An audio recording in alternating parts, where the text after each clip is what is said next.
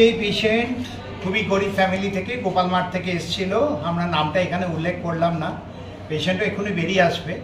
তার পেটে মোটামুটি 36 সপ্তাহের যদি প্রেগনেন্সি থাকে, যতটা বড় হওয়া উচিত সেই রকমের একটা টিউমার নিয়ে আমাদের কাছে প্রেজেন্ট হয়।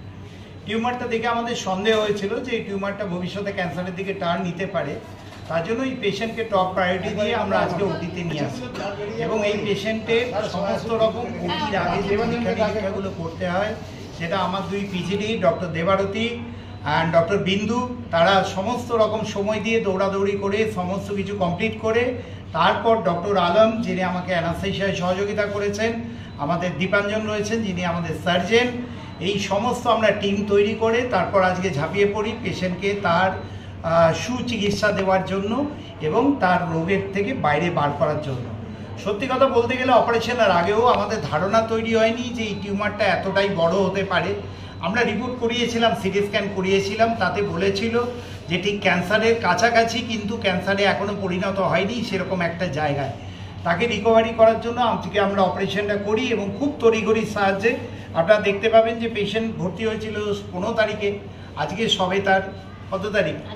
ইয়েস, 16 তারিখে আমরা তার অপারেশন শেষ করলাম। এটাও আমাদের এই স্বাস্থ্য পরিষেবার মধ্যে যতটুকু ক্ষমতা আছে ধীমান স্যারের ছাতার তলায় আমরা এই অপারেশনটা সাকসেসফুলভাবে করলাম। অপারেশনের জন্য কয়েকটা কথা না বললে হয় না, যে অ্যানাস্থেসিয়া দেওয়া হয়েছে সেটা ওয়ার্ল্ড স্ট্যান্ডার্ড। পেশেন্টের এতটুকু আমরা দেখিনি যে অপারেশন চলাকালীন কোনো রকম পরিস্থিতি খারাপ হয়েছে।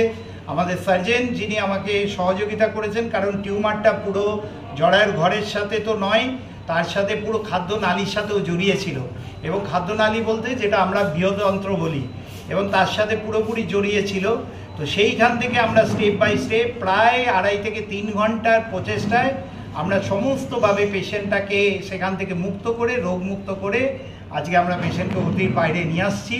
তাকে আমরা 2 বোতল রক্ত দিয়েছি এখনো পর্যন্ত এবং আমরা আমাদের টিম সবাই খুব খুশি। পেশেন্ট ভর্তি হয়েছিল একটা পেটে ব্যথা আর ক্রমাগত তার পেট ফুলে যাওয়া খুবই অল্প সময়ের মধ্যে। আর আমরা যা দেখলাম ব্লাড সমস্ত কিছু বেরিয়ে যাওয়ার পরে সেটা দাঁড়িয়েছে, কিন্তু সব মিলে প্রায় 8 কিলোর কাছাকাছি। হ্যাঁ, ভারী লাগতো, পা ধরিয়ে লাগতো, পাগুলো ভারী লাগতো, তারপরে ধরিয়ে তো পাগুলো ধরিয়ে। ওনার টিউমার নিয়ে ওজন ছিল 40 কেজি, 10 কিলো মাইনাস করুন, এখন ওর ওজন 30-এ দাঁড়াবে।